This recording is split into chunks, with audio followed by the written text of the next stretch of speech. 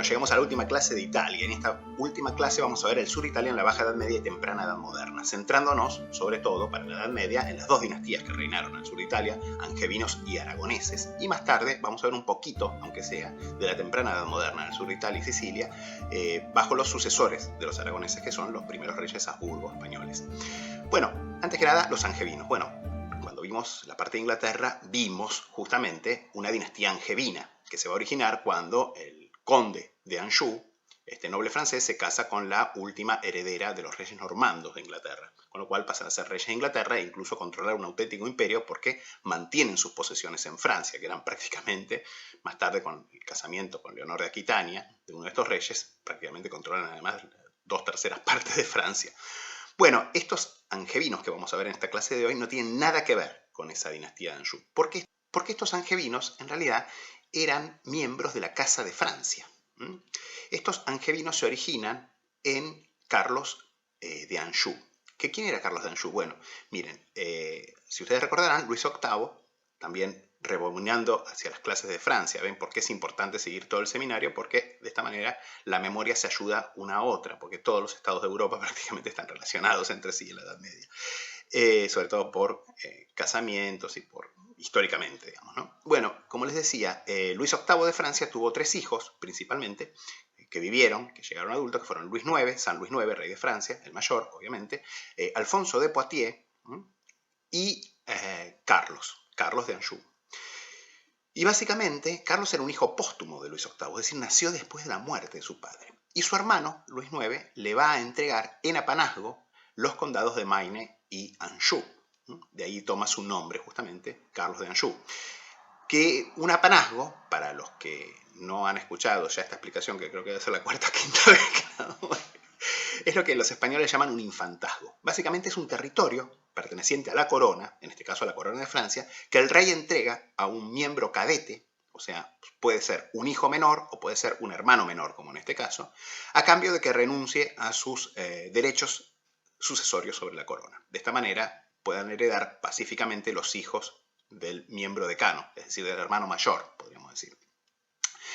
De este modo, digamos, Carlos recibió en apanazgo, en infantazgo, los condados de Maine y de Anjou.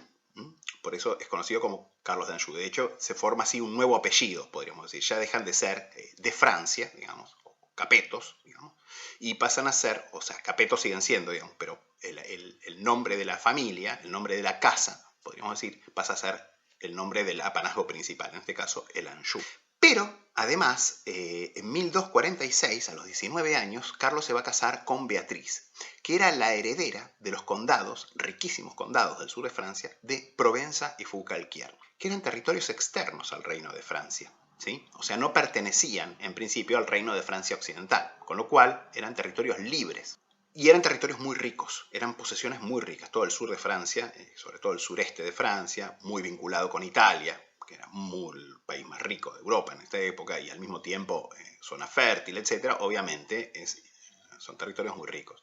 Y Carlos lo que va a hacer, típicamente, en estos condados, va a ser imponer un feudalismo más fuerte que el que existía, que es el feudalismo típico del norte de Francia, ¿no? Donde básicamente se exprime a los campesinos en pos de justamente fortalecer una nobleza guerrera, una élite militar con un know-how militar impresionante. Los combatientes de esta élite militar francesa eran los mejores de Europa y, como vamos a ver, Carlos de Anjou justamente va a ser el máximo exponente, podríamos decir, uno de los máximos exponentes de estas élites militares, ¿no? Que básicamente tenían unas armas fenomenales, vivían entrenándose para la guerra y sobre todo formaban una casta militar, una nobleza guerrera por debajo de ellos, que recibía privilegios, recibía tierras justamente y todo obviamente bancado por la población campesina. De todas maneras, la Provenza y el Foucalquier eran territorios muy ricos, muy fértiles y por supuesto que podían sostenerlo. De esta manera, esta nobleza financiaba todos sus proyectos militares, digamos, desde las guerras feudales que ellos se la pasaban haciendo hasta las cruzadas. Y de hecho, justamente, Carlos, también su hermano Alfonso de Poitiers, va a acompañar a San Luis, a su hermano mayor, a 2 cruzadas. Inicialmente, la que nos interesa ahora, que es la famosa cruzada de Damieta entre 1250 y 1252, que va a terminar en un auténtico desastre. Bueno, puertos de las cruzadas, al año siguiente, en 1253, el Papa Inocencio IV le va a ofrecer a Carlos de Anjou la corona del reino de Sicilia, que, como recordarán, se extendía por todo el sur de Italia y Sicilia, porque había declarado excomulgado y fuera de la ley al hijo de Federico II, con el cual ya los papas ya venían teniendo un conflicto muy serio, de güelfos y gibelinos, que en esta época era Conrado. Sin embargo, Luis IX le prohíbe a su hermano aceptar la corona de Sicilia porque le dice que no, porque Sicilia tiene un legítimo rey, que es Conrado, y por más que al Papa no le guste, él considera que es una cosa ilícita, es una cosa irregular, que pone justamente en cuestión los derechos de la monarquía. En 1263, sin embargo, 10 años después, muerto ya Conrado y habiendo Manfredo, como vimos en la clase anterior, usurpado el trono de Sicilia, Luis IX sí acepta que su hermano menor, Carlos, acepte el trono de Sicilia. Con lo cual, ya vimos, Carlos de Anjou va a invadir Italia, va a someter a las comunas gibelinas del norte, va a llegar a Roma y en 1266, en enero de 1266, va a ser coronado rey de Sicilia, en Roma. Al mes siguiente va a derrotar y va a matar en batalla a Manfredo, con lo cual queda como dueño del reino de Sicilia, es decir, todo el sur de Italia y la isla de Sicilia. Poco después también derrota y mata a Conradito. También lo vimos en la clase anterior, con lo cual ya queda prácticamente como el dueño indisputado de todo el sur de Italia y Sicilia, por ahora. Vamos a ver que esto no va a ser eternamente así. De hecho, habiendo derrotado y matado a Manfredo, cuando ocupa Sicilia, captura a Helena de Epiro, que era la mujer de Manfredo, y a los hijos de estos. Con lo cual, considera que por derecho de conquista también le corresponde el reino de Epiro, que es actualmente más o menos la actual Albania, ¿sí? Que inmediatamente va a desembarcar tropas ahí y va a ocupar también esta región. Con lo cual, como pueden ver, más tarde, de hecho, hacia 1360, miembros de esta familia, de esta rama, digamos, cadetes de los capetos de la Casa de Francia, que son los Anjou, van a controlar nada menos que también el reino de Hungría y el reino de Polonia, incluso por un tiempo. Con lo cual van a llegar a tener un imperio más grande todavía que la antigua dinastía angevina. El reinado de los angevinos en el sur de Italia y en Sicilia es considerado por todos los historiadores modernos como un auténtico desastre. En Italia es tremendamente impopular. Básicamente es un tema que incluso a los historiadores italianos prácticamente no les gusta hablar, no les gusta tratar, a pesar de que es muy interesante, por cierto. Porque en buena medida se puede decir que el reinado de los angevinos en el sur de Italia marca el inicio del declive del sur, que hasta esta época, como ustedes se habrán dado cuenta, era tanto o más importante que el norte, tanto o más rico que el norte de Italia. Sobre todo en la época, bueno, de los reyes normandos de Sicilia, que era una cosa portentosa, y en buena medida también bajo los Hohenstaufen. Sin embargo, a partir de los angevinos se marca el comienzo del declive. Y esto tiene causas políticas, sociales, socioeconómicas, digamos, y militares, digamos, que en buena medida se basan en el hecho de que Carlos de Anjou va a instaurar en el sur el feudalismo del tipo francés, o sea, una forma de feudalismo extremo. Ahora, ¿cuál era el problema? Que básicamente la riqueza del sur de Italia no estaba basada en la agricultura. De hecho, 80% de la tierra en el sur de Italia no es cultivable, con lo cual convertir en una gran cosa agrícola, digamos, un territorio tan estéril, digamos, que de por sí era rico, pero por otras cosas, por sus contactos con el mundo árabe, por sus contactos comerciales con el Mediterráneo, etc. Bueno, básicamente va a romper con todo eso, porque además este tipo era fanático. De hecho, poco después, 2 años después, nada más de su victoria en Italia, va a acompañar a su hermano mayor en la 8ª cruzada. Lo había acompañado en la 7ª y lo va a acompañar en la 8ª cruzada contra Túnez, donde justamente van a morir primero Luis IX y luego a su retorno a Francia va a morir también su hermano mayor, o sea, el segundo hermano, digamos, Alfonso de Poitiers. Con lo cual Carlos no, Carlos va a volver. De hecho, van a tener éxito esta cruzada, van a conseguir imponer por un tiempo una hegemonía sobre Túnez, le van a pagar una especie de tributo, etcétera, a Francia.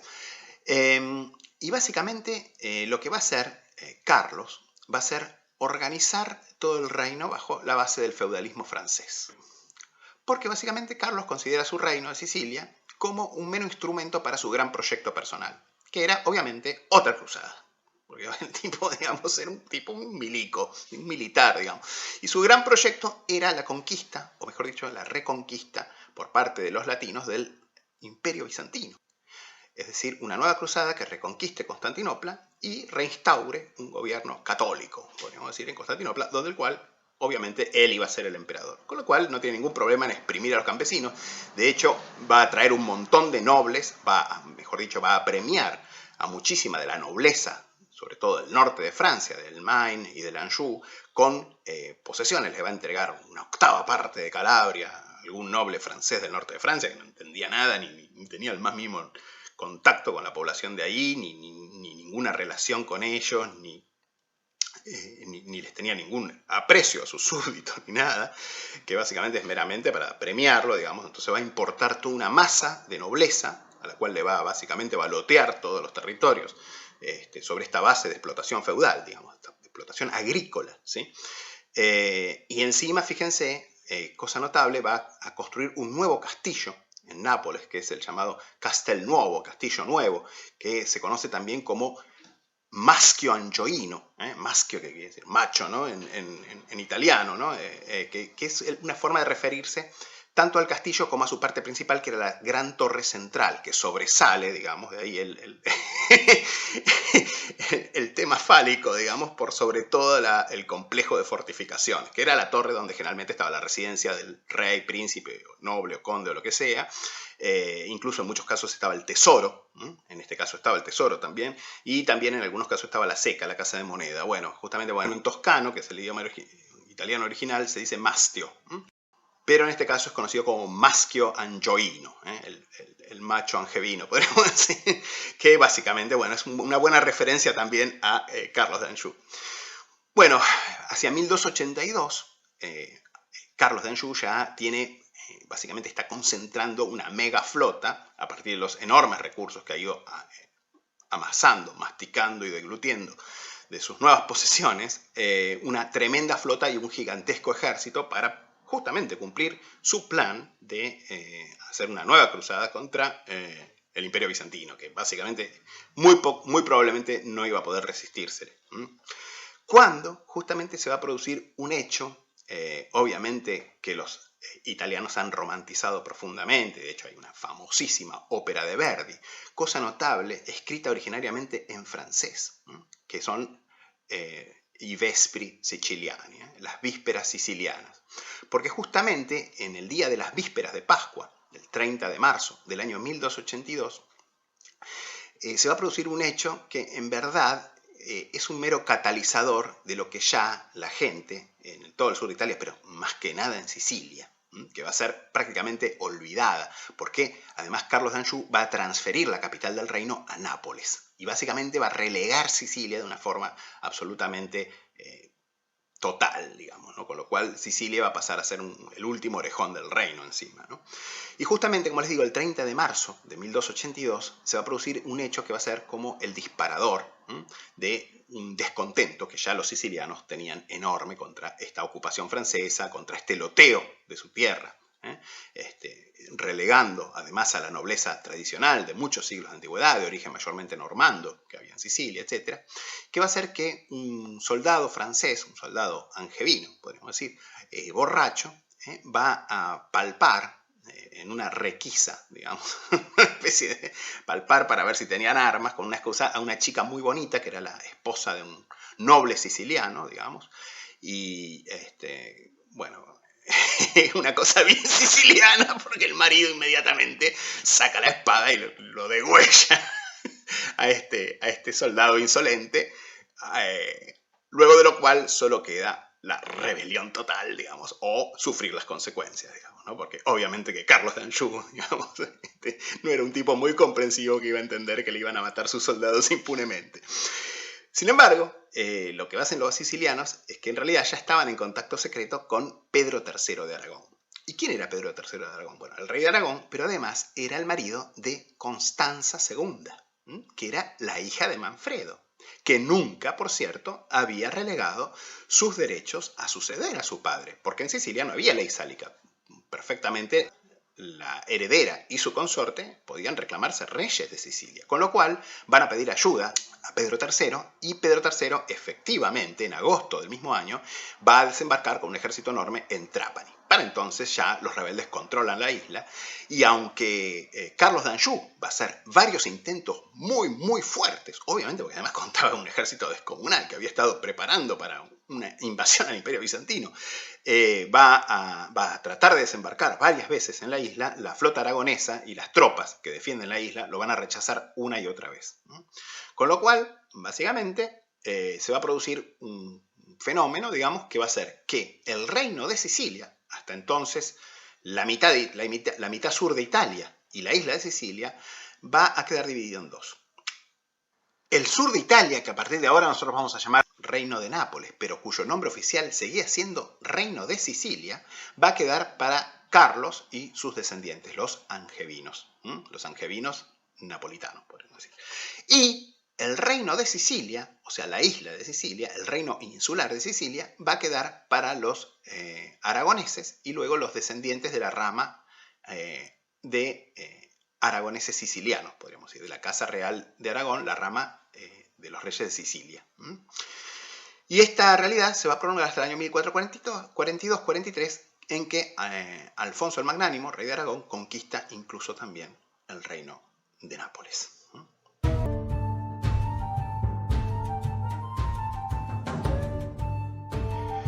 En su nueva adquisición, el reino de Sicilia, Carlos va a heredar las secas de Manfredonia y Brindisi en Apulia y la seca de Messina en Sicilia.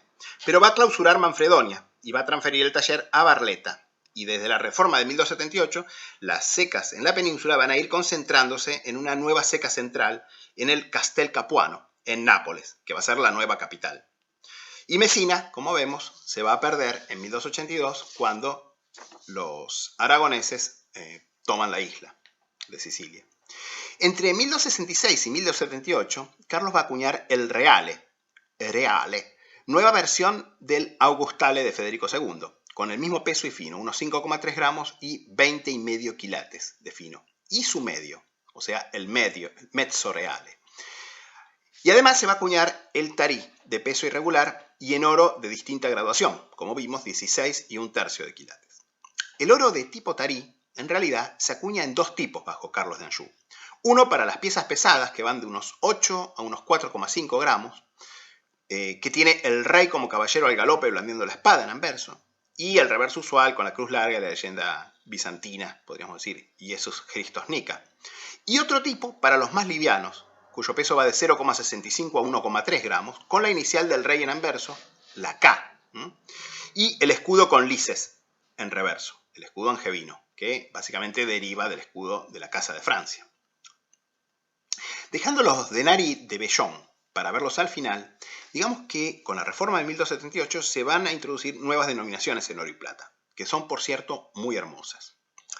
Las nuevas monedas recibieron oficialmente el nombre de Carlini, obviamente en honor al rey, Carlos, pero van a ser conocidas también como saluto, es decir, saludo, por su diseño, la anunciación, es decir, el saludo del arcángel a la Virgen anunciándole que va a tener un hijo de Dios.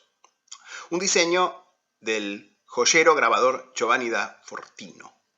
Esta imagen, que aparece representada reiteradas veces en el arte, o sea, es una de las escenas más importantes prácticamente de todo el imaginario cristiano, sobre todo católico, porque se trata de la anunciación de la Inmaculada Concepción, ¿sí? Va a ser justamente el emblema de las monedas de la reforma de Carlos. El carlino, o saluto d'oro, es una moneda más liviana que el reale o augustale, pero Sin embargo, a pesar de ser más liviano, lleva el mismo contenido neto porque está acuñado en oro más puro. 23 y 7 octavos de quilate, es decir, unas 995 milésimas de oro. Las monedas llevan el escudo de Anjou, Jerusalén, porque además Carlos se consideraba como rey titular de Jerusalén, habiendo adquirido obviamente este título junto con el rey de Sicilia.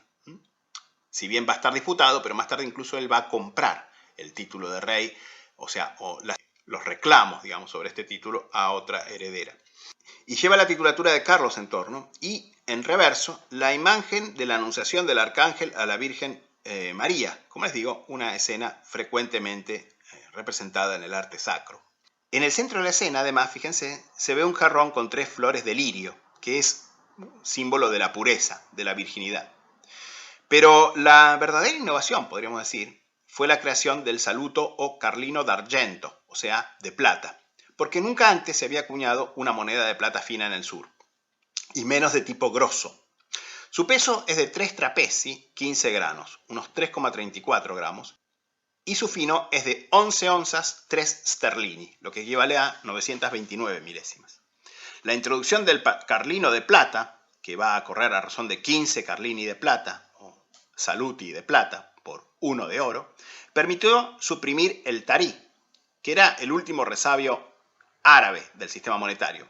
Si bien, como les digo, el tarí siguió como una moneda de cuenta, además de como una unidad de peso.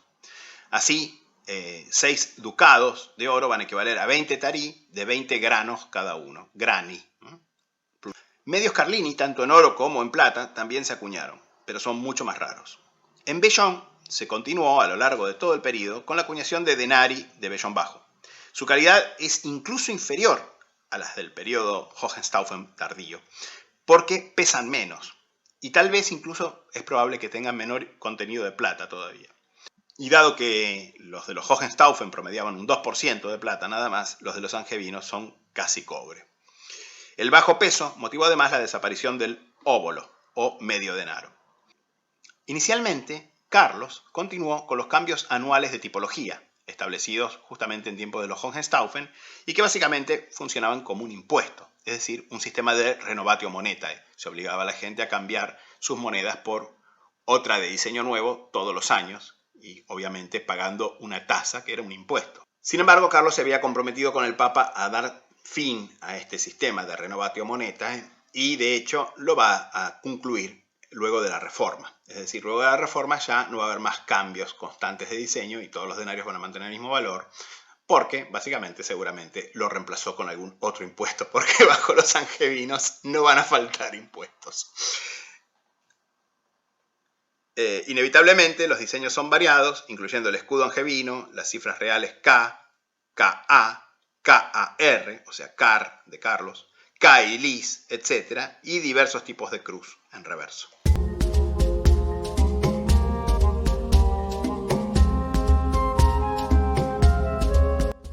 Perdida la isla de Sicilia, los descendientes de Carlos de Anjou, Carlos I, digamos ahora, de Anjou, van a reinar en lo que nosotros llamamos Reino de Nápoles, ellos llamaban Reino de Sicilia y Jerusalén, durante unos 150 años, a través de la llamada rama decana de Anjou. Su hijo Carlos II, apodado el Tullido, Carlo II lo Zoppo en italiano, 1285-1309, el hijo de este, Roberto, apodado el Sabio, 1309-1343, y Juana, 1343-1382. Pero ya en 1343, la rama húngara de la dinastía angevina, porque como les dije, estos angevinos, como lo vamos a ver también más adelante, cuando estudiemos Hungría, van a reinar también en Hungría y en Polonia incluso, comenzó a plantear sus derechos sucesorios al trono de Nápoles. Y en 1347, Luis de Anjou, rey de Hungría, apareció en Italia con un ejército y ocupó Nápoles, si bien debió retirarse al año siguiente debido al estallido de la peste negra, en 1348. Con la muerte de Juana en 1382, el reino volvió a entrar en un largo conflicto sucesorio entre la llamada Casa de Anjou-Durazzo, que eran los descendientes de Juan, segundo hijo de Carlos II, que recibió Durazzo como feudo, es decir, otro apanazgo, o sea, una nueva subdivisión de la rama de Anjou, y la llamada Segunda Casa de Anjou, que se originó al entregar Carlos II el condado de Anjou a su hija Margarita cuando ella se casó con Carlos de Valois, que va a ser el padre del futuro rey Felipe VI de Francia. El hijo de Felipe, el rey Juan II el Bueno, otorgó el condado de Anjou a su segundo hijo, Luis, en 1356. Este Luis fue designado heredero por Juana de Nápoles, lo que desató, en 1382, la guerra de sucesión entre Carlos III de Anjou-Durazzo y el citado Luis de Valois-Anjou, y más tarde su hijo, que va a ser Luis II, rey de Nápoles.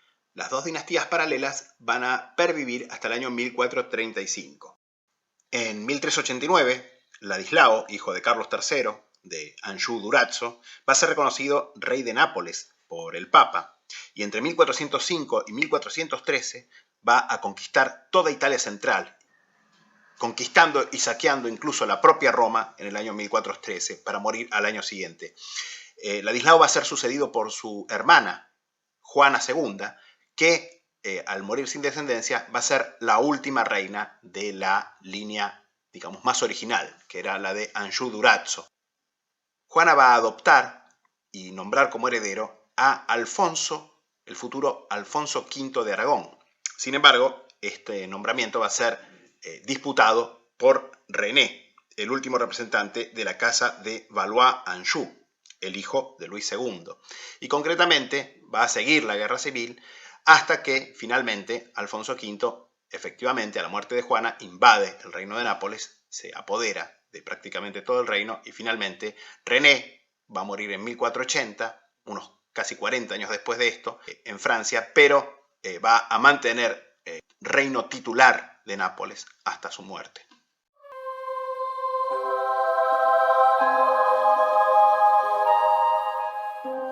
Hasta el año 1303, Carlos II va a continuar acuñando carlini d'oro y d'argento, es decir, carlini de oro y de plata, prácticamente sin cambios, salvo que sus monedas se diferencian porque traen una abreviatura del ordinal secundus, luego de su nombre, porque obviamente se llamaba igual que su padre.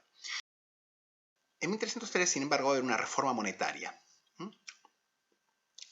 Una reforma monetaria que va a reflejar la nueva realidad del reino de, entre comillas, Sicilia, que en realidad es el reino de Nápoles, podríamos decir, que en buena medida refleja la ruptura de los vínculos del sur de Italia, es decir, del reino de Nápoles, con Sicilia y a través de Sicilia con el norte de África, que era donde llegaba el oro. Con lo cual, la unidad monetaria del reino va a pasar a ser una unidad monetaria de plata. En todo caso, el reino contaba con algunas minas de plata, especialmente las de Longobucco, en Calabria, descubiertos en la década de 1270. El fin de las acuñaciones de oro motivó la sustitución del carlino de plata por una moneda más pesada, el carlino nuevo, podríamos decir, conocido por la cruz flordelisada del reverso con el nombre de gigliato, que se acuña a razón de unas 80 piezas por libra, lo que equivale a decir 4,01 gramos, de la misma pasta, o sea, unas 929 milésimas. En anverso aparece siempre la figura del rey in majestatem, sentado en un trono de leones, con sus atributos. El reverso lleva, como se dijo, la cruz flordelisada y en torno la cita bíblica honor regis judicum diliget. El honor del rey ama el ejercicio de la justicia, que es de los Salmos 98:4. Esta moneda gozó de un éxito notable y no solo fue acuñada también por los propios reyes angevinos en su condado de Provenza, donde solamente se diferencia por la titulatura, que incluye justamente los títulos de conde de Provenza y Foucalquier, sino también imitada por otros estados, como el Reino de Chipre y los caballeros de Rodas, hospitalarios, cuando no lisa y llanamente copiada. Inicialmente, 12 gigliati hacían un ducado veneciano, si bien la tasa de cambio fluctuó a lo largo del siglo XIV, llegando a ser 16 gigliati por ducado en 1326 y solo 9,5 por ducado en 1382. En verdad, esto refleja simplemente las fluctuaciones de la relación del valor de oro y plata. Su valor en denari era de 60 por gigliato originariamente. Las restantes monedas del reinado de Carlos II son denari de vellón. Carlos los acuña de dos clases, el denaro reale, denarius regalis, que es más raro, de mejor calidad, con el retrato del rey, introducido hacia el año 1290 y que equivalía al denier tournois francés. De esta época se conocen algunos raros óboli o medios denari. Y más tarde va a introducir el llamado denaro gerardino, de menor calidad y de menor peso, que lo reemplaza al denaro reale en 1298. Como vemos, en contraste con el norte de Italia, la moneda del Reino de Nápoles permaneció bastante estable. El gigliato continuó acuñándose bajo el hijo y sucesor de Carlos II, Roberto, y de hecho probablemente continuó acuñándose a nombre de Roberto póstumamente durante probablemente la mayor parte del resto del siglo XIV, por una cuestión meramente de aceptabilidad de la moneda en un contexto político complicado para el reino angevino de Nápoles. Es importante señalar acá que las acuñaciones de estos angevinos en sus posesiones en Francia, es decir, en el condado de Provenza, son a menudo mucho más abundantes que las acuñaciones propias del reino de Nápoles e incluyen monedas similares a los Carlini o Gigliati, pero con la titulatura propia de las posesiones justamente en Francia, Provenza y Forcalquier. Y además incluyen monedas como florines de oro, por ejemplo, como este de Juana I. Pero estas monedas en realidad las mencionamos o las citamos en la clase que dedicamos a las acuñaciones de los principados independientes en Francia, unos cuantos meses atrás. A la ceca de Nápoles se van a agregar más tarde las del Abruzzo, l'Aquila, que acuña raros grossi, y sobre todo Bolognini, y más tarde otras secas del Abruzzo, como Sulmona, acuñan Bolognini, como estos que vemos acá, a nombre de Carlos III de Durazzo y de su hijo, Ladislao, copiando el estilo del bolognino romano de los papas. Además, estas secas acuñan sobre todo quattrini de vellón. Como ven, el sistema monetario en las posesiones del reino de Nápoles en el Abruzzo era muy diferente. Más tarde, la ceca del Áquila justamente va a introducir una especie importante, una moneda introducida bajo Juana II, que es la llamada cella, cuyo nombre proviene de ucella, que en realidad es una cuartarola o cuarto de gigliato. Justamente este nombre, ucella o cella, en realidad se debe a el águila. Uccello quiere decir pájaro en italiano y ucella sería como pájara o pajarita, que se refiere al águila, el emblema de la ciudad del Áquila, en el Abruzzo. René, el último rey angevino, va a acuñar en Nápoles, Gigliati, quartos y denari, y en Abruzzo, l'Aquila y Sulmona. Pero además hay acuñaciones de señores locales a nombre de René durante la Guerra Civil.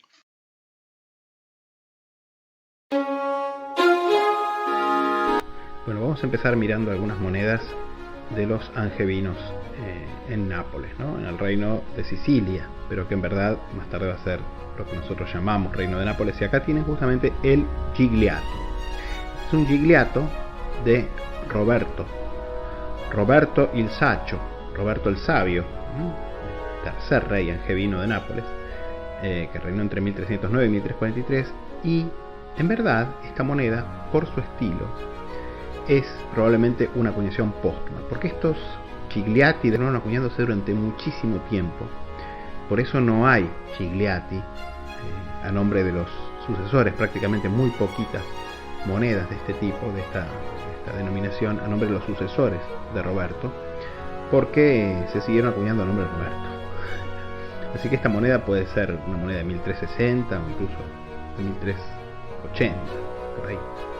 Fíjense, bueno, ya les expliqué, tienen al rey in majestatem, en majestad, o sea, entronizado, con el cetro con terminal de lis de estilo francés y el orbe crucífero, y la corona, por supuesto, sentado en un trono de leones. Y en el reverso, lo que da nombre a esta moneda es la cruz flordelisada. Flor de lis se dice giglio en italiano, y tiene además 4 gigli, 4 lises en torno, entonando la cruz.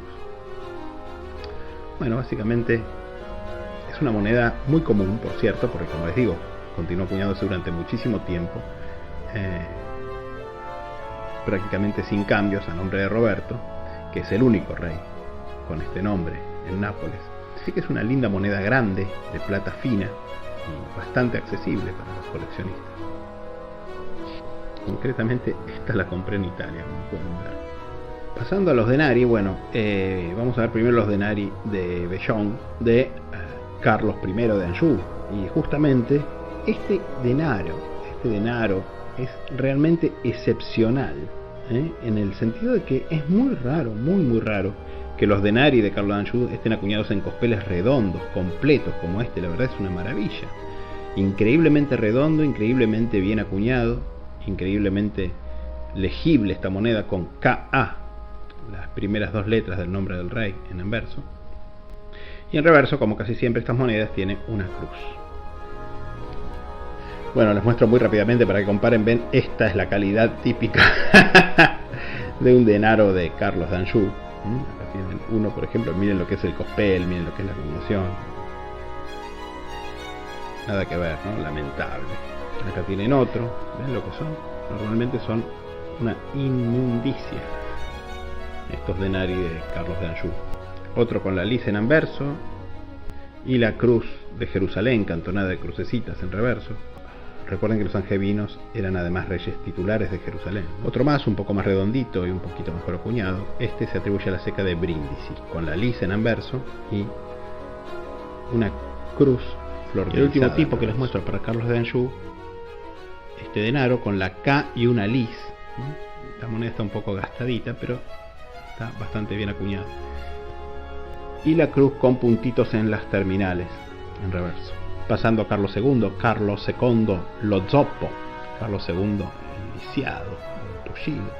Acá tienen el denaro gerardino, que es el denaro de más baja calidad, introducido en 1298, con el escudo angevino, con las lises y la franja de la rama cadete de Francia, digamos, en anverso, y en reverso, como es usual, una cruz, en este caso cantonada con lo que parecen ser unos escuditos. Y para concluir, por ahora, con las monedas angevinas, la moneda angevina más rara que tengo, que es el cuatrino de la ceca del Áquila, el Abruzzo, acuñado por Ladislao de Durazzo, 1389, 1388, 89, 1414, con el león en anverso y la cruz en reverso.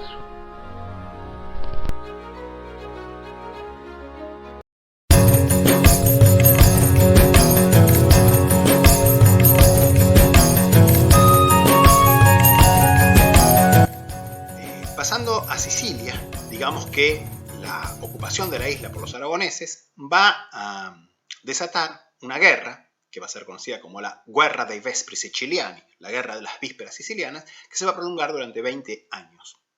Unos 3 años después del inicio de esta guerra van a morir tanto Carlos I de Anjou como Pedro III de Aragón en 1285.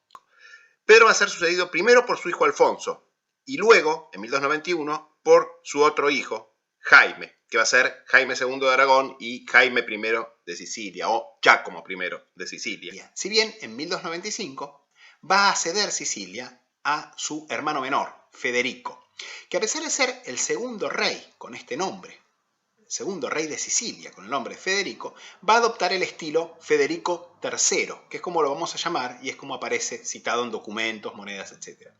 ¿Y esto por qué? Porque su abuelo, Federico II Hohenstaufen, como era el emperador Federico II, usaba esta titulatura también en Sicilia, con lo cual dejó el recuerdo de Federico II, así que bueno, lo lógico es llamarlo Federico III. Y la guerra va a seguir y va a seguir todavía hasta el año 1302, en que Carlos II de Nápoles, digamos, va a firmar con Federico III de Sicilia el Tratado de Caltabellotta. Por este tratado, Carlos II otorga la mano de su hija, que creo que se llamaba Leonor, a Federico III. Acuerdan que los angevinos van a conservar todo el sur de Italia y los aragoneses, digamos, van a conservar Sicilia, o sea, la isla solamente. Y que a la muerte de Federico III, el reino de Sicilia va a quedar reunificado bajo los angevinos, o sea, va a volver a integrarse al reino angevino de Sicilia. Fíjense que el Tratado de Caltabellotta llama reino de Sicilia al reino angevino, es decir, al reino de Nápoles, y llama al reino de Sicilia, es decir, al reino aragonés de Sicilia, lo llama reino de Trinacria, es decir, ni siquiera le reconoce el uso del nombre. A pesar de que el Tratado de Caltabellotta disponía la reintegración del reino de Sicilia al reino de Nápoles, o sea, la reunificación del reino de Sicilia a la muerte de Federico III, esto no va a ser así. Porque Federico va a asociar a su hijo Pedro al trono en 1321, que lo va a suceder a su muerte como Pedro II de Sicilia. A este lo va a suceder su hijo Luis, apodado el Niño. A este, su tío, hermano de su padre, Federico IV, apodado el Simple, Federico il Semplice. Y a este lo va a suceder su hija María. Ahora les pido que me sigan porque va a pasar algo muy complicado. En el año 1390, a los 14, María se va a casar con su primo Martín, que era hijo del futuro Martín I de Aragón. A la muerte de María, él va a seguir reinando y aunque va a conquistar la isla de Cerdeña, de hecho los reyes aragoneses de Sicilia se titulaban reyes de Córcega y Cerdeña también, va a morir poco después en Cagliari, que en esta época era la ciudad más importante de la isla, y al no dejar hijos, va a ser sucedido por su propio padre, Martín I de Aragón, apodado Martín el Humano, Martí l'Humà en catalán, que va a pasar a ser así el sucesor de su hijo, como Martín II de Sicilia. O sea, ¿entienden? Martín I de Aragón es Martín II de Sicilia y es padre de Martín I de Sicilia. ¿Sí? Bueno...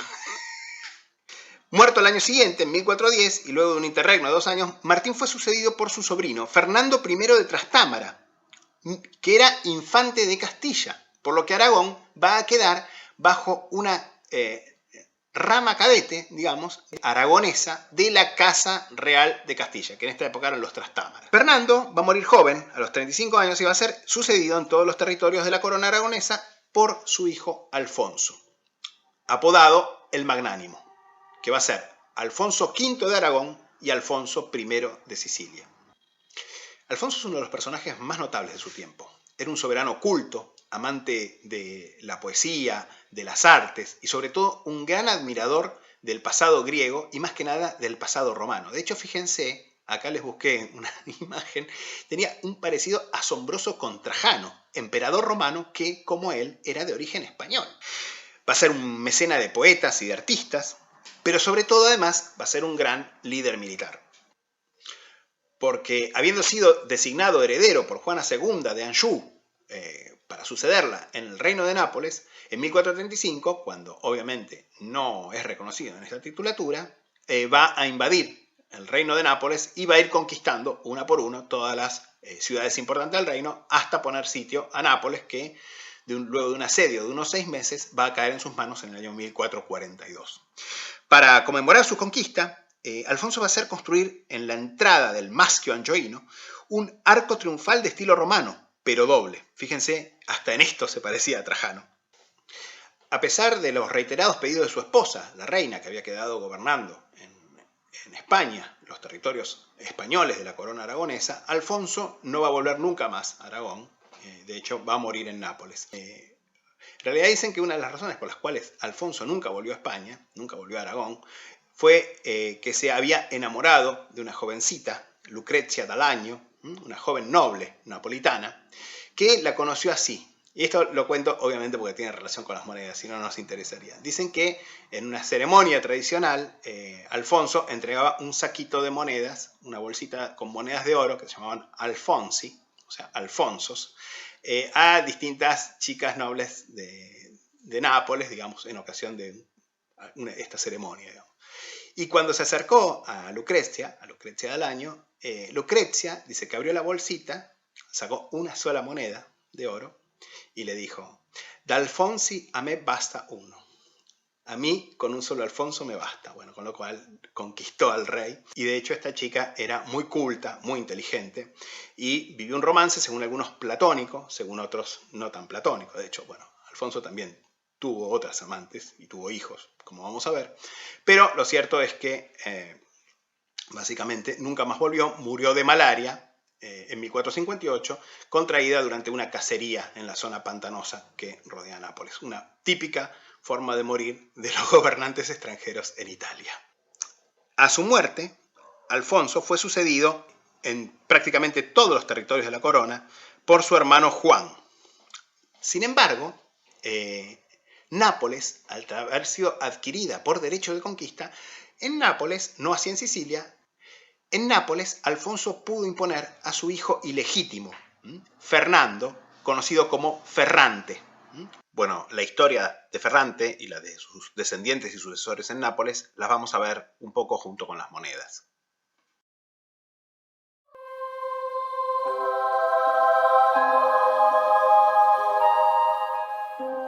Durante el periodo aragonés, el Reino de Sicilia mantuvo un sistema monetario trimetálico bastante estable, si bien a fines del periodo va a ir cayendo en peso, sobre todo la moneda de plata.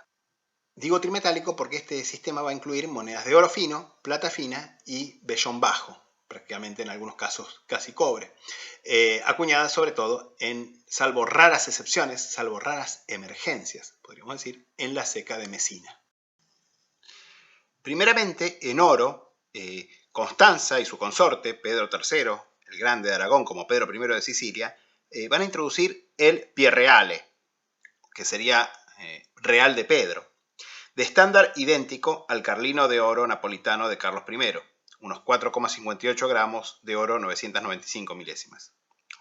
Estos primeros pierreales, acuñados bajo Constanza y Pedro, que van a ser las únicas monedas de oro sicilianas por bastante tiempo y las únicas prácticamente comunes hasta fines del siglo XV, vienen en anverso a nombre de Constanza y en reverso a nombre de Pedro. En anverso llevan la titulatura de Constanza como reina de Aragón y de Sicilia en torno al águila Hohenstaufen, que era el símbolo de la dinastía oficial de Sicilia, la dinastía legítima, con una leyenda en la orla exterior, la típica Christus vincit, Christus regnat, Christus imperat. Mientras que en reverso, en torno al escudo de Aragón, lleva la titulatura de Pedro como rey de Aragón y Sicilia, y en torno la leyenda religiosa en la orla exterior, Summa potentia est in Deo. En general, la mayoría de sus sucesores o no acuñaron oro o lo acuñaron en cantidades mínimas. En plata se acuña una moneda también llamada pierreale, con peso y fino idéntico que el carlino de argento de Nápoles, 3,34 gramos de plata 929 milésimas, y con idéntico tipo que el pierreale d'oro, salvo que faltan las leyendas religiosas de la orla externa. Bajo Federico III comienzan a aparecer marcas de emisión en los pierreali de plata. Y bajo Federico IV, que acuña los pierreali de plata más abundantes, las siglas de los monederos pasan a ser la regla en estas monedas. De hecho, bajo este rey se conocen también raros medios pierreali. De María se conocen muy pocos ejemplares. Del periodo como reina sola se conocen 2 ejemplares nada más. Esta reina acuñó también medios y cuartos pierreali. Bajo Alfonso, el peso del pierreale comienza a caer. Va a caer primero a unos 2,8 y luego a unos 2,4 y 2,5 y más tarde 1,8 gramos. En vellón bajo se acuña inicialmente el doppio denaro, que pesa unos 0,9 gramos, y el denaro, unos 0,45 gramos, que bajo Federico III se acuña a razón de 480 piezas por libra con media onza de plata por libra de liga. Es decir, estas monedas contienen solamente un 4,17% de plata. Los tipos de denaro o piccolo son variados, predominando inicialmente la cabeza coronada en anverso y la cruz en reverso, bastante como en la época de Carlos II en Nápoles. Bajo Federico IV, el simple, en Catania, donde funciona temporariamente una ceca de emergencia, tiene un inusual reverso con un elefante, que es este animal el símbolo de Catania. María y Martín acuñan 2 tipos de denari diferentes, y los tipos tardíos suelen tener el águila en anverso y el escudo de Aragón en reverso. En 1466, Juan II introduce una reforma, creando un reale d'oro de 3,98 gramos, mientras que los reali d'argento o reales de plata caen a 2,66 gramos, unos 120 por libra, como habíamos dicho. Acuñados además medios reali y raros quintini, 630 piezas por libra, o sea, 0,51 gramos, por valor de 12 piccioli. Respecto de las acuñaciones aragonesas para Cerdeña, para esta isla, no podemos entrar muy en detalle acá, porque son monedas de hecho muy raras. Fueron producidas mayormente en la Ceca de Cagliari, que funcionaba como la capital, y de forma más o menos intermitente, durante varios reinados, e incluyen algunos reali de plata y sobre todo diversos tipos de doppi denari, o dobles denarios, y denari o piccioli.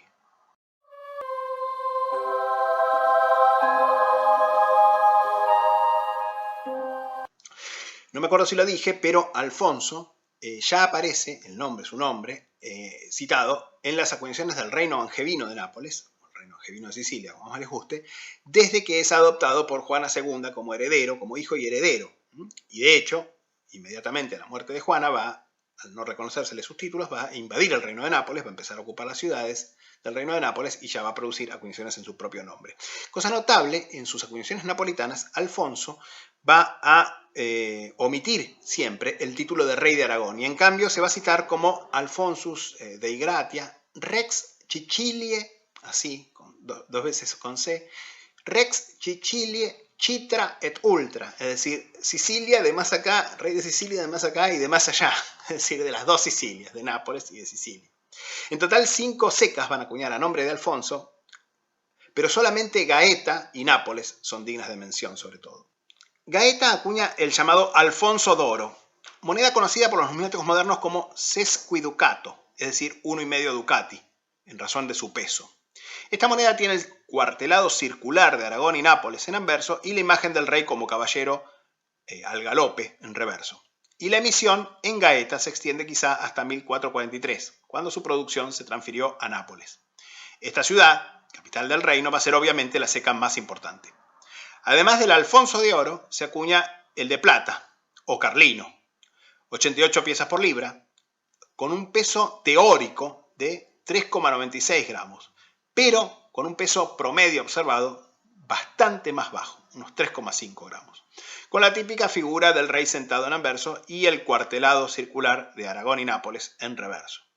Y una nueva denominación, el grossone reale o alfonsino, que es una pieza de 3/4 de carlino, de valor similar al real valenciano, razón por la cual es introducido y razón por la cual tiene una tipología bastante similar, con un retrato frontal bastante similar.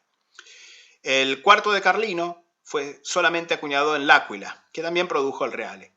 Nápoles acuña además denari de vellón bajo, con un peso promedio de unos 0,85 gramos. Como Nápoles fue adquirido por Alfonso por derecho de conquista, ya lo dijimos, en Nápoles Alfonso pudo imponer a su hijo ilegítimo, Fernando I de Nápoles, popularmente conocido como Don Ferrante, como su sucesor. Si bien el pobre Ferrante tuvo que enfrentar muchísima oposición, sobre todo inicialmente del Papa, que para su suerte va a morir 2 meses después de su ascenso al trono. Sus acuñaciones, las de este Ferrante, son con mucho las más extensas del reino de Nápoles, en toda la Edad Media, y traen muchas novedades. Vamos a citar solamente algunas de las más notables. En oro, Ferrante introdujo el ducado de estándar internacional, y aunque no acuñó fracciones del ducado, sí existen múltiples, de 1,5, como se acuñó bajo su padre, 2 ducados y 5 ducados. Estas monedas múltiples son, en general, muy raras y se emitieron en ocasiones especiales. En plata continuó acuñando inicialmente el carlino y su medio, agregando un doppio carlino o tarí. Pero en 1463 reemplazó el carlino por una moneda más pesada, el coronato, con el peso del antiguo gigliato, unos 4,01 gramos. Existen diversos tipos de coronati, y los primeros en realidad son carlini, porque están acuñados en el estándar del carlino, con un peso de 3,65 gramos. Estas monedas fueron acuñadas en 1460, celebrando su coronación el año anterior, 1459, con anverso, que tiene su titulatura en torno a una cruz potenzada de Calabria, es la llamada Cruz de Calabria en anverso, y en reverso el rey siendo coronado con la leyenda Coronatus quia legitime certavit, que justamente se entiende es lo que da el nombre a la denominación, coronato. Este diseño es muy interesante porque además de tratar de sostener la legitimidad a la cual Ferrante se abrazaba desesperadamente a comienzo de su reinado, recuerda además la famosa escultura conmemorativa de este evento, que creo que se conserva en el Museo de Nápoles. Un segundo tipo, con la cruz potenzada de Calabria en anverso y la cabeza coronada. Luego un tercer tipo, con la cabeza coronada en anverso y la cruz en reverso. Y un cuarto tipo, con un anverso similar, es decir, con la cabeza coronada. Y en reverso, el arcángel San Miguel matando al dragón y la leyenda Justa Tuenda en reverso. Digamos que los llamados trasquiladores de monedas napolitanos eran verdaderos artistas y de hecho podían reducir el peso de una moneda a menos de la mitad. De hecho, los famosos coronati de Ferrante son muy raros, o son bastante raros y bastante buscados con cospeles completos, porque la mayor parte de los coronati de Ferrante tienen lo que los italianos llaman tossatura, es decir, están tossati, están recortados para quitarle plata de los bordes. Además, Ferrante va a acuñar fracciones como el armelino, que quiere decir armiño, que es un mezzo carlino, un medio carlino, y la cinquina, que es el cuarto de carlino, no de coronato. En vellón bajo se acuñó inicialmente el tornese, pero en 1472, y esto es importante, este fue reemplazado por el cavallo, que es la primera moneda de bronce fiduciaria acuñada en Europa desde el folis de tipo bizantino. Este se acuña unas 180 piezas por libra, o sea, unos 1,78 gramos, y no contiene plata, no es una moneda de vellón bajo. Su nombre deriva del caballo en reverso, cavallo en italiano, un diseño que fue elegido probablemente como un juego de palabras, ya que la leyenda reza equitas regni, la equidad del reinado. El juego de palabras radica en equitas, equus, equidad, y caballo en latín, equus. Bueno. Cosa notable, el ducado como moneda de cuenta valía 10 carlini. Sin embargo, el ducado de oro, moneda real, física, equivalía a 11,5 carlini. El carlino o chigliato equivalía a 20 tornesi y el coronato a 2 tari de cuenta y 22 tornesi. El tornesi corría por 2 grani de la moneda de cuenta. El sistema monetario establecido por Ferrante permaneció en uso durante todo el resto del siglo XV. Y también las secas principales usadas durante su reinado. Nápoles, L'Aquila y Sulmona. Si bien los cavalli de bronce se acuñaron en cierta cantidad de secas provinciales también. El reinado de Ferrante fue turbulento porque, además de que tuvo que contender inicialmente con los últimos angevinos que todavía reclamaban, como les dije, su derecho al trono de Nápoles, que incluso ocupan algunas secas y van a producir algunas acuñaciones, también nobles locales y comunas rebeldes acuñan moneda, incluidas las monedas rebeldes del Áquila, acuñadas a nombre de Inocencio VIII, que mencionamos 2 clases atrás. Pero aunque Ferrante logró imponerse a todos estos enemigos, su hijo Alfonso tuvo que enfrentar una amenaza mucho más grave. La invasión por parte de nada menos que Carlos VIII de Francia del reino de Nápoles, reclamando justamente su corona, o sea, la corona de Nápoles, en virtud de su derecho sucesorio a los angevinos. Esto va a dar inicio a las llamadas guerras italianas, o guerras de Italia. Alfonso, el hijo y sucesor de Ferrante, acuñó sus monedas en el mismo sistema monetario de su padre entre el 23 de enero de 1494, fecha de su ascenso al trono, y el 25 de enero de 1495, cuando abdicó en favor de su hijo Fernando y huyó. A pesar de la brevedad de su reinado, sus monedas no son raras. Fernando II no pudo resistir la ocupación de Nápoles por Carlos VIII, quien, luego de ocupar la ciudad, produjo ecus de oro de estándar francés y monedas de plata y cobre locales, carlini, cavalli, etc., pero con tipos franceses, en las diversas secas del reino. Expulsados los franceses en agosto del año siguiente, Fernando II, conocido como Ferrandino, de 27 años, fue reinstalado en el trono celebrando su matrimonio con su tía Juana, de 18 años.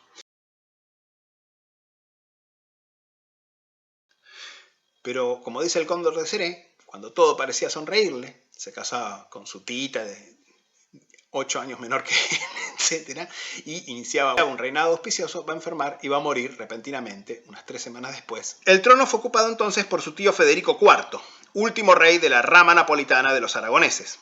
coronado nada menos que por Cesare Borgia, que era por entonces cardenal. En oro y plata, Federico se limitó a introducir nuevos diseños, el más notable quizá el del Carlino, que tiene en reverso un libro en llamas. Pero en bronce cambió el devaluado cavallo, que lo acuñó inicialmente, sin embargo, por el cestino, acuñando también un doppio cestino, que equivale al grano de la moneda de cuenta. En 1500, Luis XII de Francia invadió Italia, ocupó el ducado de Milán y se lanzó sobre Nápoles. Fernando el Católico, con su típico cinismo, ofreció ayuda a Federico, ayuda militar, para justamente rechazar la invasión francesa. Pero cuando tuvo ubicada toda una serie de tropas en las plazas estratégicas del reino de Nápoles, reveló su pacto secreto con Carlos XII de Francia para repartirse el reino de Nápoles. El pacto entre Fernando y Luis no duró mucho, ya que el aragonés pronto lo rompió y ocupó todo el reino. Luis acuñó ducati de oro, carlini de argento y cestini de cobre en las secas de Nápoles y en la de los Abruzos.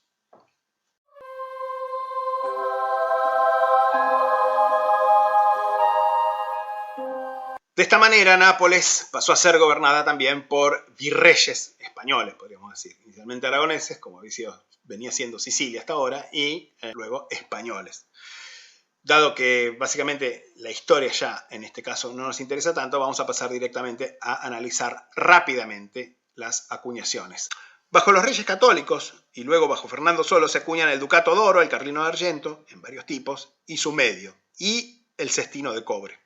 Su hija Juana la Loca, junto a su nieto Carlos, futuro emperador Carlos V, agregan el doble cestino, varios tipos nuevos de cestini, los más comunes con las iniciales de la madre y el hijo, y C, o sea, Johanna et Carolus, medio cestini y cuarto cestini de bronce. Carlos V, durante su reinado, va a introducir varias reformas monetarias en Nápoles, acuñando inicialmente en oro el ducado, agregando más tarde el scudo de estándar francés, su medio, la doppia y la cuádrupla, es decir, el doble y el cuádruple escudo en oro. En plata, acuña carlini de 6 tipos diferentes, agrega el tarí o doppio carlino, medios carlini, cinquine, que es el cuarto de carlino, y reintroduciendo en bronce el cavallo, acuñando también dobles y triples cavalli. Durante el asedio francés de Nápoles en 1528, se acuña el escudo de argento o escudo de plata, pero es una moneda de emergencia, unos 32 gramos, medios y cuartos escudo. Las acuñaciones de sus sucesores, Felipe II, Felipe III, Felipe IV y Carlos II, siguen el mismo sistema monetario, si bien van a ir agregando nuevas denominaciones, como el grano, hasta entonces una moneda de cuenta, equivalente a un décimo de carlino, 2 tornesi o 12 cavalli, y que pasa a acuñarse en bronce, y denominaciones misceláneas como 9 cavalli, que equivalen a 3/4 de grano, piezas de plata de 15 grana, de 3 carlini, etc. La mecanización de las acuñaciones en Nápoles recién se introduce bajo Carlos II. En Sicilia, cuya única ceca, salvo excepciones, va a seguir siendo Mesina, el sistema monetario es similar, pero dado que el carlino Pier Reale nunca fue revaluado y siguió perdiendo peso, el estándar va a ser más liviano durante bastante tiempo. Más tarde sí se va a ajustar. En oro se acuña el ducado, llamado en Sicilia trionfo, o sea, triunfo, su medio y su doble. El Pier Reale, que ya promedia unos 1,8 gramos o menos, cambia su nombre por el de mezzo tarí, o sea, medio tarí, acuñándose además el tarí y el doppio tarí. Carlos V agrega triples y cuádruples tarí, además del scudo d'oro y su medio, o mezzo scudo d'oro, como en Nápoles. Y su hijo Felipe II agrega el scudo de 10 tarí, inicialmente acuñado bajo la forma liviana, en base al tarí de peso reducido. Sus sucesores, Felipe III y Felipe IV, más tarde Carlos II, van a continuar introduciendo nuevas denominaciones y acuñando sobre todo, de hecho bajo Felipe III, la ceca de Mesina va a ser extremadamente activa, produciendo piezas de plata nominadas en tarí. Nos quedaría por ver muy brevemente la ceca de Cagliari, que es la ceca central del reino, ahora virreinato, de Cerdeña. Fernando el Católico va a acuñar en Cagliari reali de varios tipos diferentes, algunos con retrato, y más tarde Carlos V va a acuñar también piezas de 1, 2 y 3 reali de bastante buena calidad estilística. El estilo va decayendo bajo Felipe II y sus sucesores, en que se van a ir introduciendo mayores denominaciones, llegando bajo Felipe II ya a la acuñación de piezas de 10 reali, que equivalen exactamente a la piastra española o peso o pieza de A8 o real de A8, con lo cual muchas de estas piezas están sobreacuñadas sobre piezas de 8 reales hispanoamericanas. De hecho, estas monedas, obviamente, las monedas de origen, que son macuquinas, mantienen la forma, con lo cual estas monedas son llamadas en italiano maltagliate. Se dice 10 reali maltagliati, que quiere decir mal cortados, que quiere decir macuquina en italiano. Las acuñaciones obviamente siguen bajo los sucesores de Felipe II, Felipe III, Felipe IV y finalmente bajo Carlos II, el último rey de la Casa de Austria, bajo el cual se nota en primer lugar una mejora importante tanto en la técnica como en el estilo de las acuñaciones. Por la otra, se acuñan piezas más cómodas, como es la pieza de 1, 2,5, 5 y 10 reales. Y las acuñaciones van a continuar bajo el primer monarca Borbón, Felipe VI, hasta el año 1720, en que la isla de Cerdeña es transferida a la Casa de Saboya.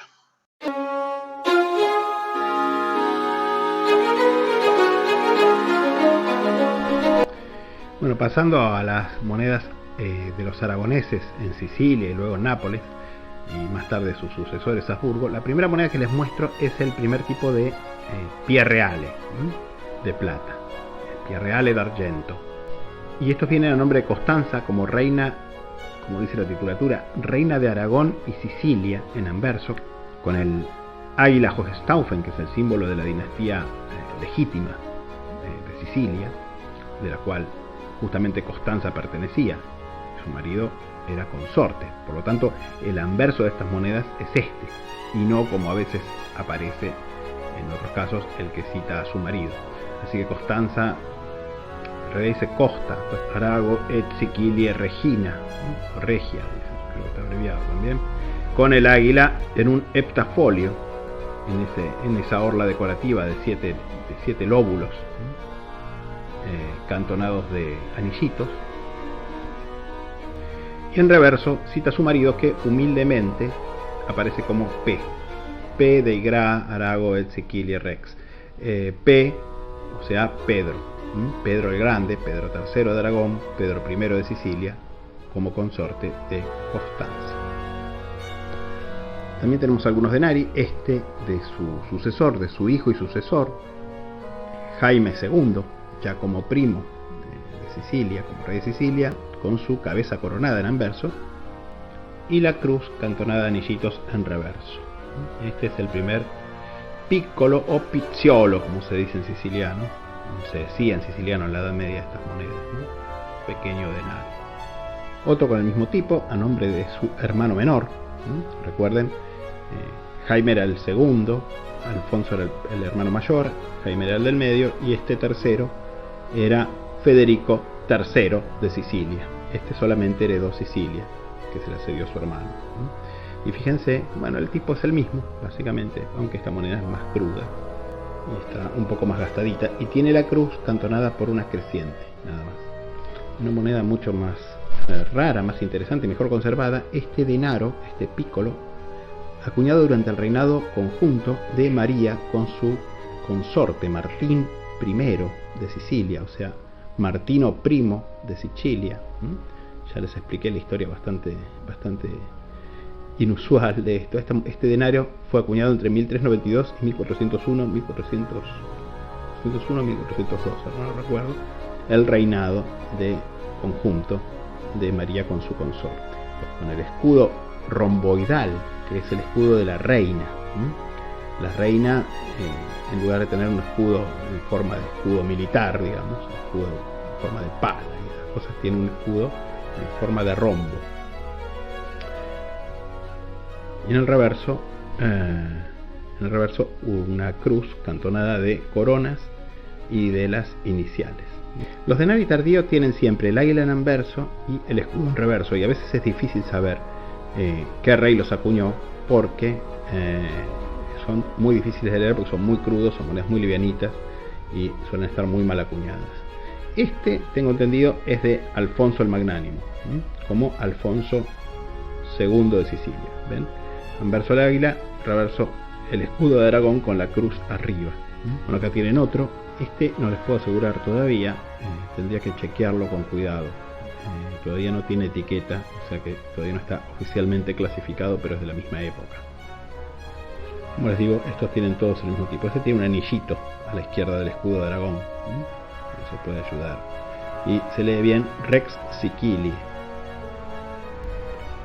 Y este es de Giovanni Juan de Aragón, que era el hermano menor, obviamente, de Alfonso, y si la memoria no me traiciona, era el papá de Fernando el Católico, y tiene el mismo tipo, obviamente. Este se lee bien Yo, que es el inicio del nombre, Johannes en latín, el águila en anverso, y por supuesto los temas de Aragona en reverso, el escudo de Aragón.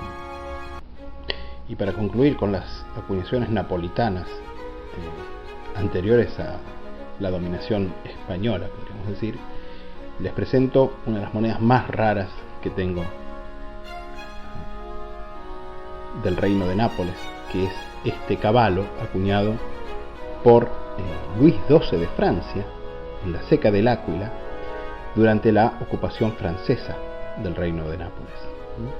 Fíjense, una moneda de cobre y con tipos franceses. Este caballo fue acuñado entre 1501 y 1503. Y solamente lo conozco en dibujos de catálogos. Nunca jamás vi otro ejemplar de esta moneda en ninguna subasta ni en ningún otro lado. Una moneda realmente súper rara. No tengo muchas monedas del reino de Nápoles bajo los Habsburgo. Tengo monedas modernas del reino de Nápoles del siglo XIX, XVIII, XIX que no nos interesan acá. Pero una de las pocas monedas que tengo es esta moneda, que es una pieza da due cavalli de cobre, acuñada durante el reinado de Felipe III de España. Filipo III de España, 1598-1621. Con su busto en anverso, su titulatura en torno, y en reverso la corona de Nápoles, porque esta moneda es de la Seca de Nápoles, con dos cetros cruzados. Bueno, ya yéndonos un poco fuera del periodo que nosotros cubrimos en este seminario, sin embargo les muestro, porque les dije que la mecanización de las acuñaciones va a llegar sobre todo bajo Carlos II, el último rey de la casa de Habsburgo en España. Y acá tienen un tarí de la Seca de Nápoles del año 1689, con las iniciales del maestro monedero detrás, Carlos II de Gratia, etc. Y el escudo del reino de Nápoles bajo Carlos II. Ahí pueden ver abajo la fecha, 1689.